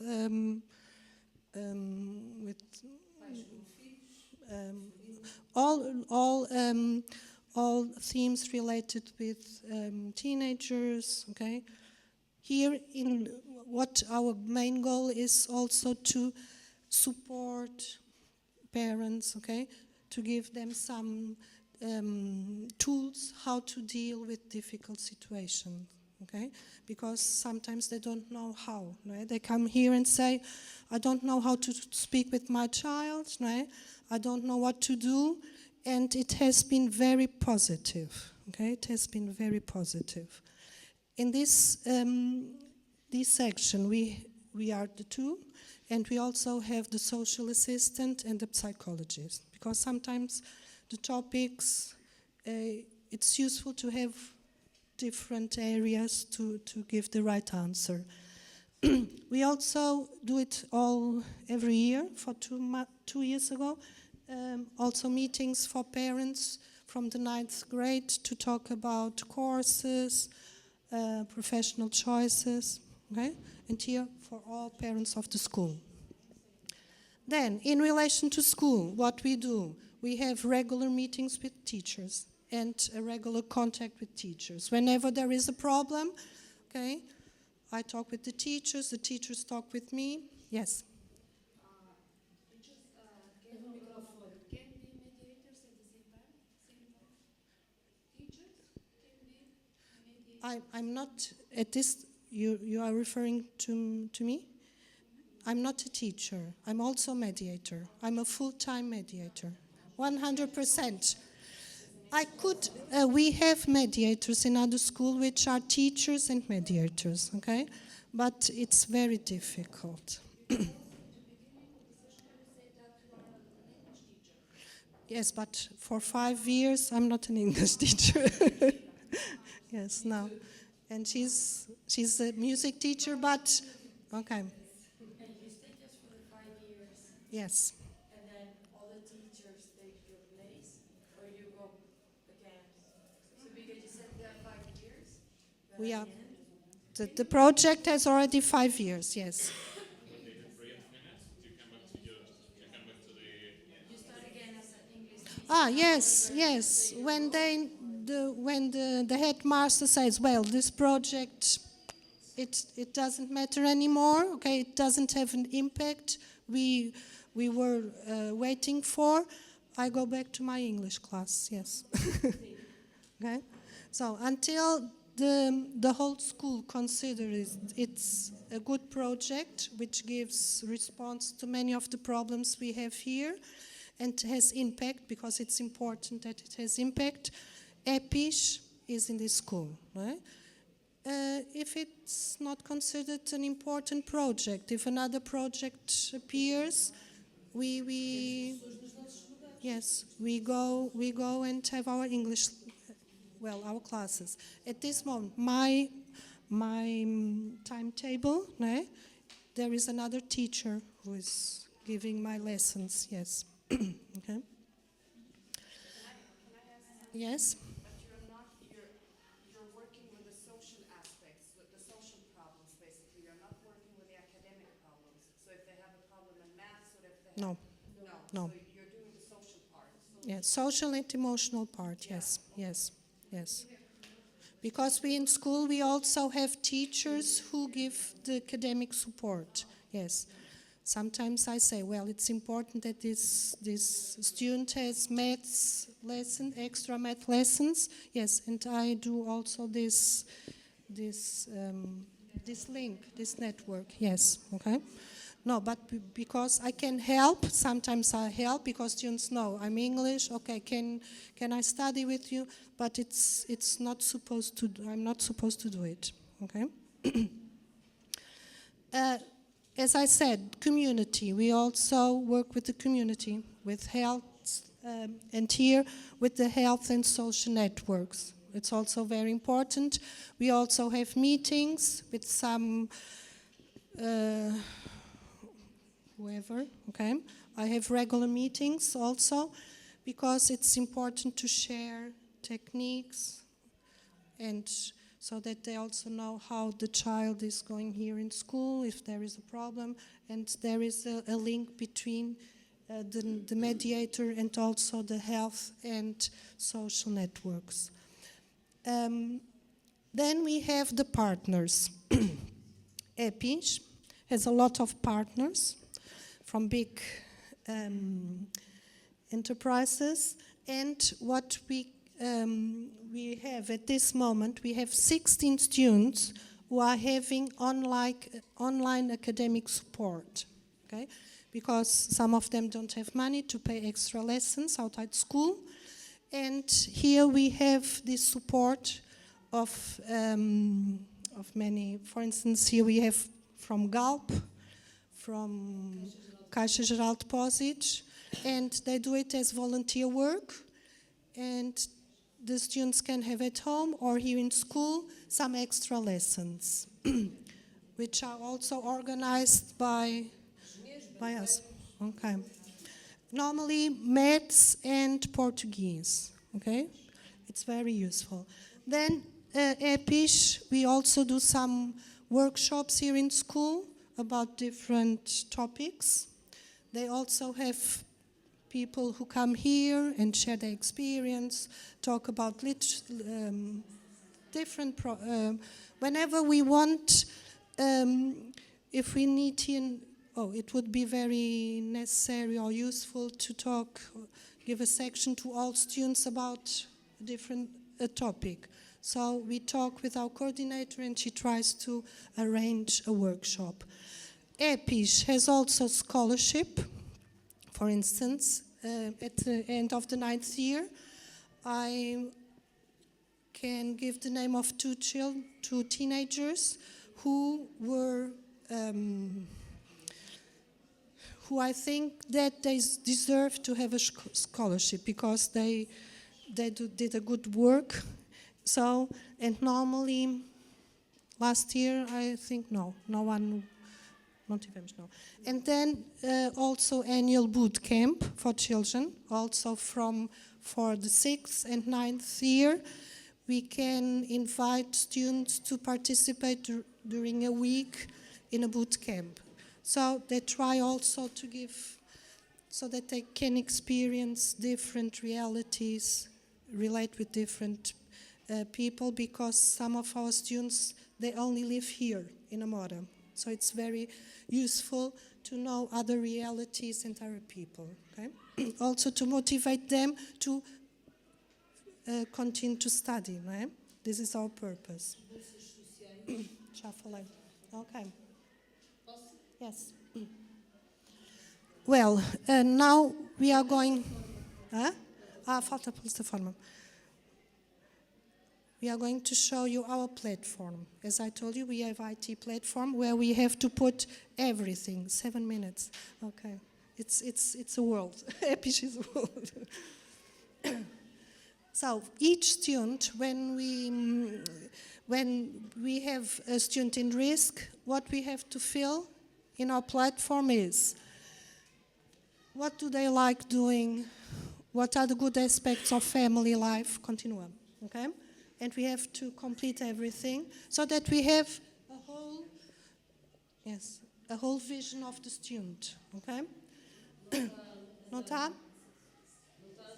No? Then she's trying to open the zooming. Zooming are aspects which we think should be worked. No time?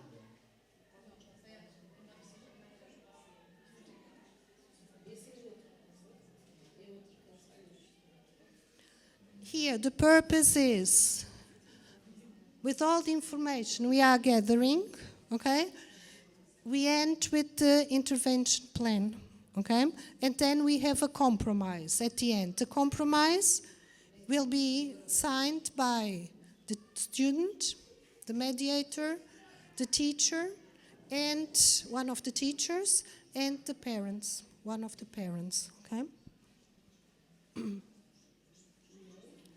Não dá?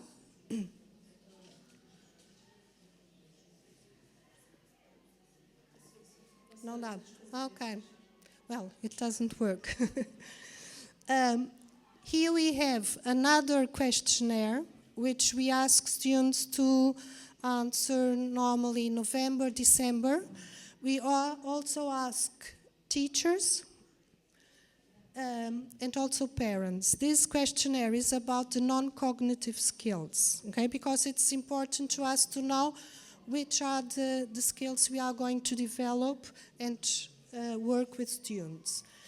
Because at the end, when everyone responds to the questionnaire, we can see here what are the skills which we need to develop, okay, to work.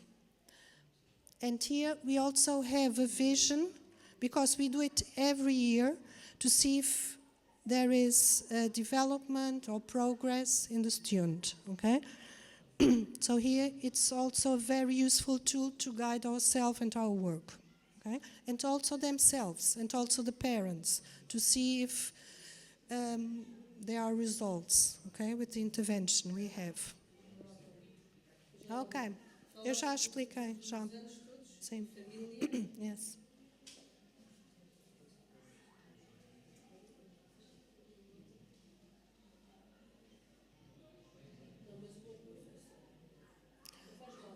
Temos, sim. Já mudou pelo zooming. Ah, é? Zooming? Ah, okay. So here the zooming, we have to write all the information which are not good, okay? So the difficulties they have, okay? Also in relation to the student, family, and also school, okay? O que nós perguntamos aos alunos, nesta fase, as tuas disciplinas preferidas, as disciplinas que tens mais dificuldade, os professores com quem tu te relacionas melhor, os professores que tu não te relacionas tão bem, os teus amigos na turma, os colegas que tu não te dás muito bem na turma, a nível da família, com quem moras, quem vive contigo, o que é que costumam fazer, e depois na outra parte, mais abaixo do território, se frequentas desporto escolar, alguma questão religiosa, a catequese, a frequência na catequese, se frequenta atividades musicais, por aí fora. Okay, what Paula was saying is, here normally the question is, what is your favorite subject? Which is the subject you have more difficulties? The teacher you like most, the teacher you don't like. Okay? what he does, extracurricular activities, do you have it or not, because it's also important. The family, what type of support, with whom do you live with. Also with religion, does he or she attend a religious service or not? So all questions which are related to him, okay, or her. It's important to have the whole picture of the student. Individually. This is done individually. This is done individually.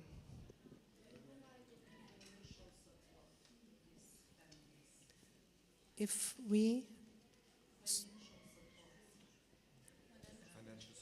financial support. Financial support, no. We can talk with the social assistant, and she can try to get financial support outside school, because we don't have, we can give sometimes, and the school does it, food, okay? When there is we have a project which helps families with problems. But financial, no. Financial, we do it with the external. Normally it's the social assistant who tries to refer the family to the social, yes, okay? Or to some searches where they can get some extra, not money, but extra food, okay? Well, now, we have this, it's the first time, okay? We have this Pertencer, it's for immigrants. And here, this is done. We work, we have the block, the connection block, okay? And here we try to work, if it's social isolation, okay? If the integration problems, bond problems, okay? Then here we also have the I block. Here it's resilience, if he's weak, okay? Then the adjustment block and psychosociocultural block. Here we try to help them to adapt culturally, also linguistically. And then we have the block of the parents, also try to... yes, yes. Here the values, or the culture part of the family and ours, okay? For each of these blocks, we have specific activities. And you... Oh, well, we are going to see a little bit in the video we have for you. And they are going to talk a little bit about each of these activities, okay? These activities are meant to be worked alone or in group. We can also group until 3 students, okay? If the weakness is block of connection, we can join students with the same problem, okay? Not with different problems. No rastreio que fizemos durante o scoring and screening, todos os alunos que são de origem imigrante, sejam com pais nascidos no estrangeiro e os miúdos e os filhos também, ou pais nascidos no estrangeiro e os meninos nascidos cá, para esses o nosso rastreio abre inquérito para responder e dar o risco do acolher, certo? Foi? Okay. I have already said it. Here, when the results of the screening, you only saw red or yellow in this part, but then we can open another page where we have exactly where the risk is. Okay, and this is very useful when we have to group students and work with them. Okay.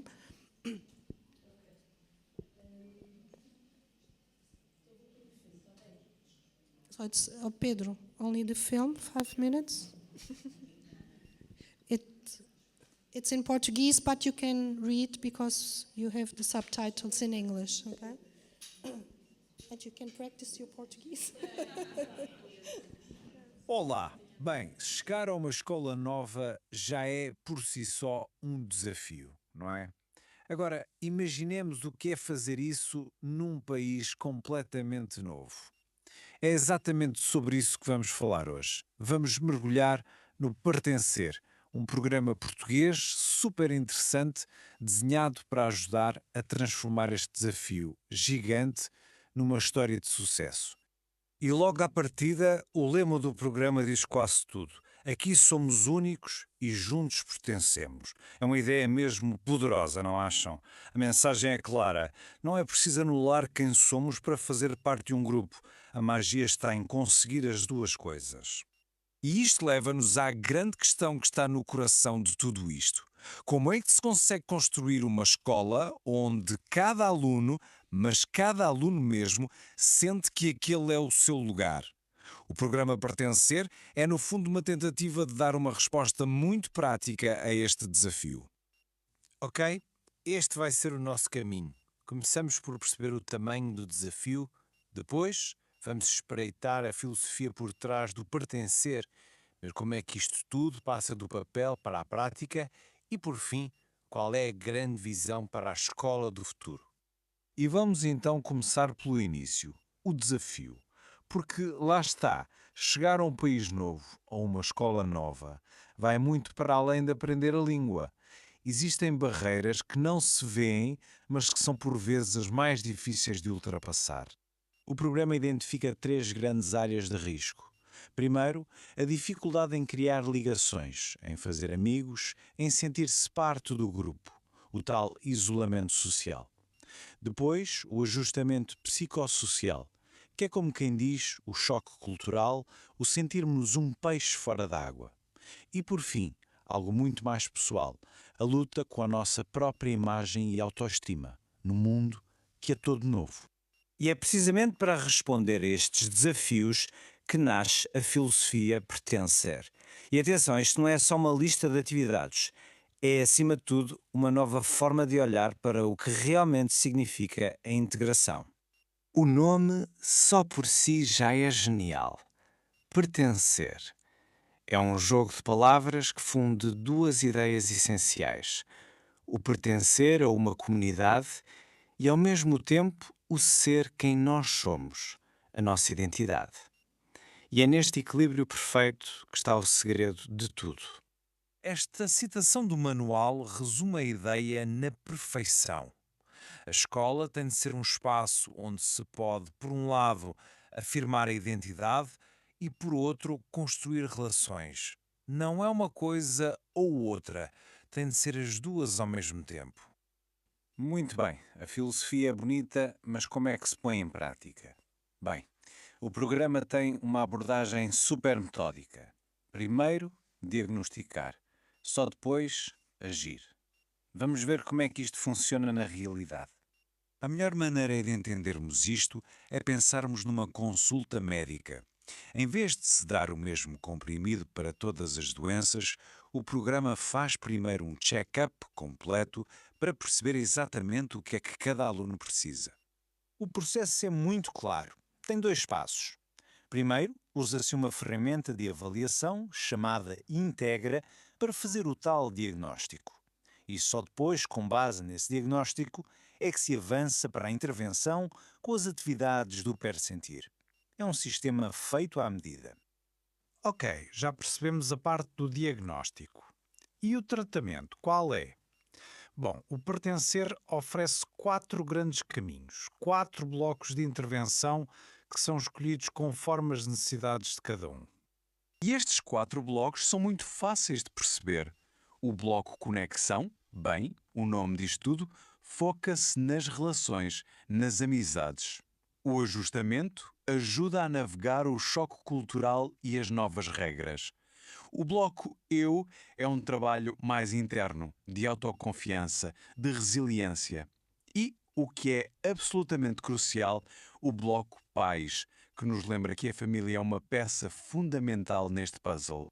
Mas, na prática, O que é que os alunos fazem nestes blocos? A teoria parece ótima, mas vamos ver como é que ela ganha vida através de atividades bem criativas. A abordagem é muito inteligente, aprender através da brincadeira. Em vez de aulas expositivas, o programa aposta em jogos, em dinâmicas de grupo. A ideia é criar um ambiente descontraído e seguro onde os alunos se sintam à vontade para interagir e crescer juntos. Por exemplo, temos o Tac-Tac Cultural. É um jogo de tabuleiro que transforma a descoberta da cultura portuguesa numa viagem divertida. Ao jogar, a obrigação de ter de aprender desaparece e dá lugar à curiosidade. É muito mais eficaz. Outro exemplo fantástico é o À Procura dos Heróis, e aqui há um pormenor muito importante. O jogo não se foca só em heróis portugueses. Pelo contrário, incentiva os alunos a valorizar e a partilhar figuras importantes dos seus próprios países. Isto reforça o orgulho nas suas origens, que é fundamental. Mas claro, nem tudo é só diversão e jogos. O programa sabe perfeitamente que a integração pode ser um processo duro e por isso também cria momentos para conversas mais sérias, espaços seguros para partilhar o que vai na alma. Olhem para esta mensagem, que saiu da atividade Correio da Integração. Um aluno partilha uma dificuldade, anonimamente, e outro responde-lhe. Ler que alguém também passou por momentos parecidos, isto tem um poder incrível. Gera uma onda de empatia, de esperança e, acima de tudo, quebra o sentimento de solidão. Então, no final de contas, depois deste diagnóstico dos blocos, das atividades todas, qual é o grande objetivo? Onde é que o pertencer quer chegar a longo prazo? E a resposta é esta. O objetivo não é apenas que os alunos migrantes se adaptem. É muito maior do que isso. É transformar a própria escola numa comunidade onde a diversidade não é um problema a gerir, mas sim a maior riqueza de todas. E assim voltamos ao início, àquela frase que agora faz todo o sentido. Aqui somos únicos e juntos pertencemos. No fundo, isto não é uma contradição, é uma promessa. A promessa de uma escola onde cada um pode ser exatamente quem é, precisamente porque todos, sem exceção, pertencem.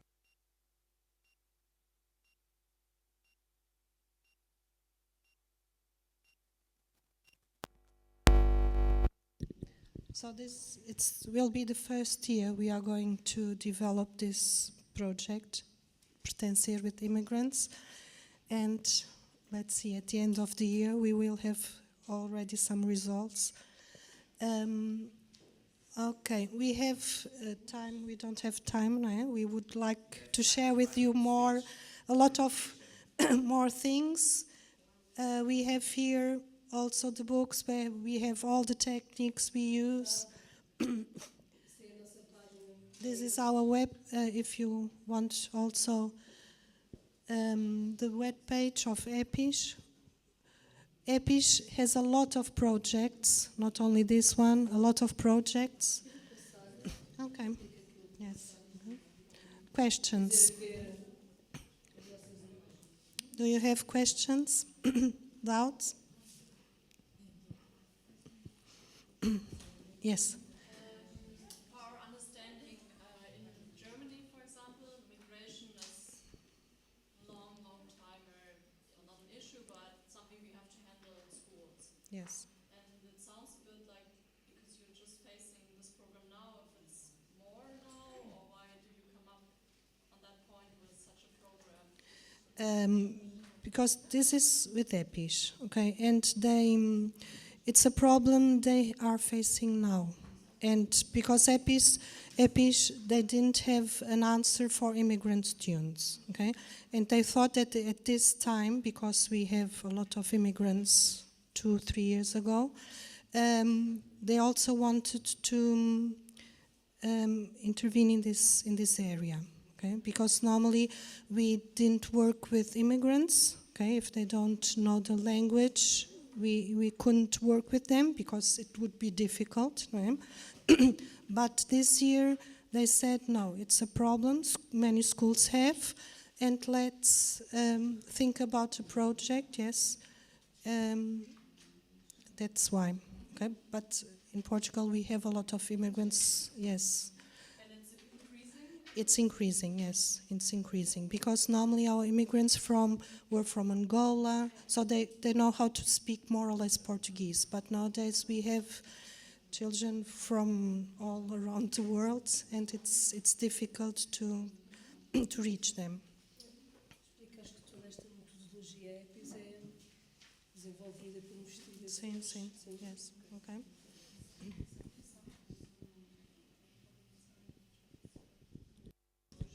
So we are having a small presentation from our student, one of our students from the BIT club, that is a science club that we have in our school, is Miguel, and probably he will ask someone to be playing with him.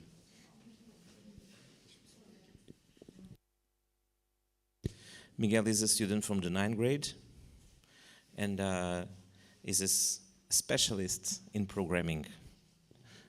You have 10 minutes. Thank you, thank you. Hello, everybody. How are you today? I'm glad that you are. Today, I'm going to explain to you what is this BIT Club and what do we do there. So, first of all, what is it? So, BIT Club is a club that is focused on especially informatic or programming. In BIT Club, we do many things, including but not only using many sites, for example, Scratch, which is a programming that you use either blocks or programming languages like Python. Then this year, we decided to focus on something else. We decided on VR programming. So we do this year we are experimenting with VR spaces. For example, we are right now doing a project that is for Erasmus, which is a project for many projects about other countries.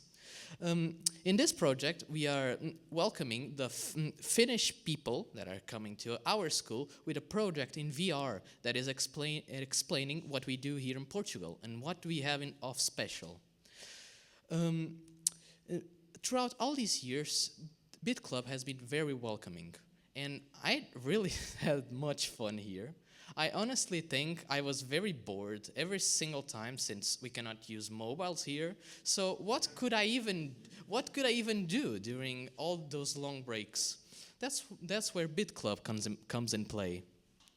I can go there and just be happy, do what I want, and express myself through either programming or just doing a project. And it isn't only about the programming. I can also do school projects. Right now we are doing an English project in this club. And I did many fun things, and I hope that this project continues until the end, which is in a year, sadly, for me.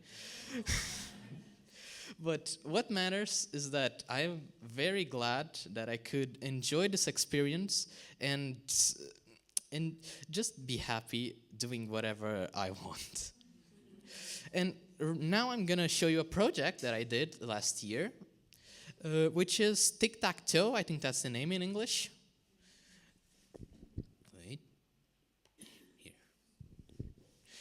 If someone wants, they can come here and test it out by themselves. Does someone here want to? Any volunteers? Yeah. Come here.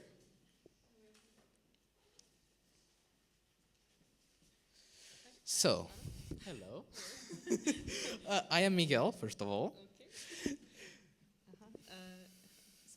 So wait, no, it's already done. So what do you have to do? You see where the instruction here. If you want to use the green pen, from what I remember, it has been a lot, you have to use Q, D, W, E, R, the letters that say here. Okay. Choose one. There you go. And for me, which is the red pen, I have to use 1, 2, 3, 1 through 9.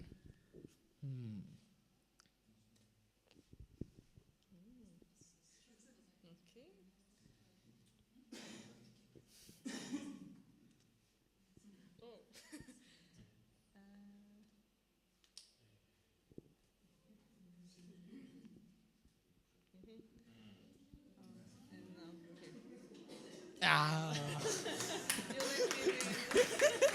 Good job.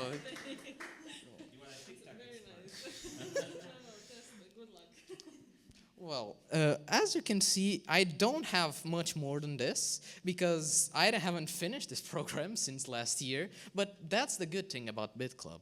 It helps me to develop more about any project that I want to do. So that means if I want to improve it, for example, if someone wins, it says, you win, I can try and make it. That's the good thing about this, and I'm very happy to be here. Thank you.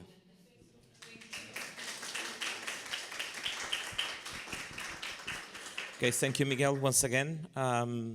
Miguel doesn't tell me, but he designed it all by programming from scratch, from zero, and he decided to make the lines, the colors, how to programming to put the pencils, writing it, your choices. So Bit Club, it's a part of our science club. It works in that room, just opposite where we are, and this year, we have a lot of parts of the project, I think. I think we can show it in the site. Let me check.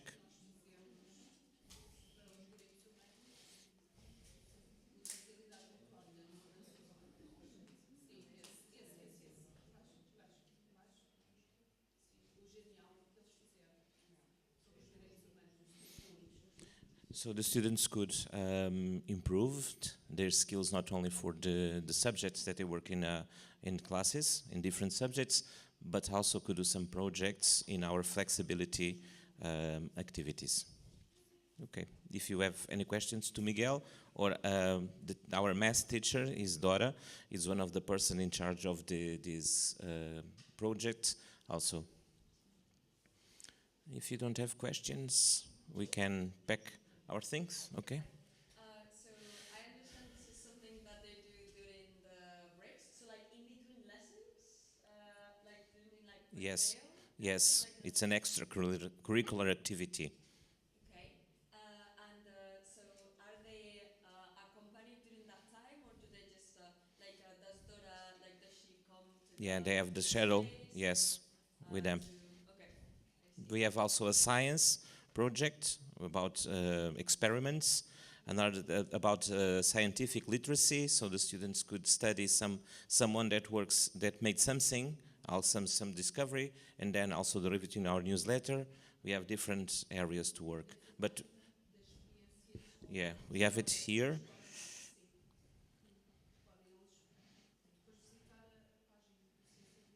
Let me check. Yeah.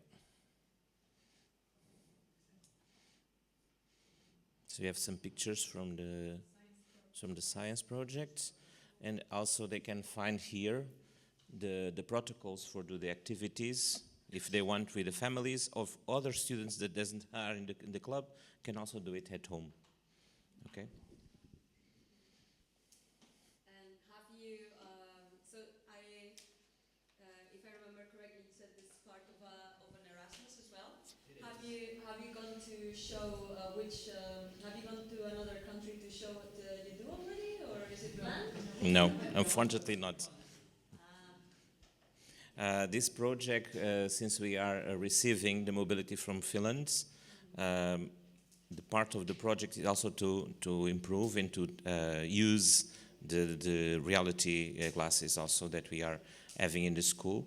And this area of the augmented reality and also virtual reality, it's some area that we want to develop in our school. So we will have in teacher training also in our school, so we can implement that in our classes. Yep. So question for Miguel. How many students are in your club? How many students are in the club? There's 4. 4 in this moment. Are you all friends? Of course. Yeah, there's also the thing that many years can join. I'm from 9th grade, but there's also a student from 7th grade. So there's a real good flexibility between grades.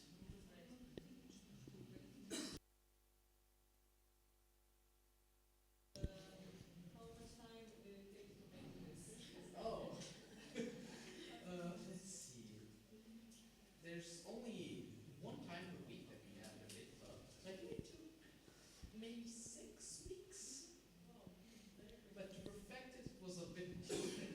So 6 hours, more or less.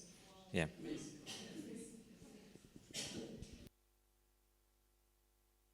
So if you don't have any more questions, we go lunch. Okay, we can leave your stuff here, and the lunch it will be in the same restaurant as yesterday. Okay.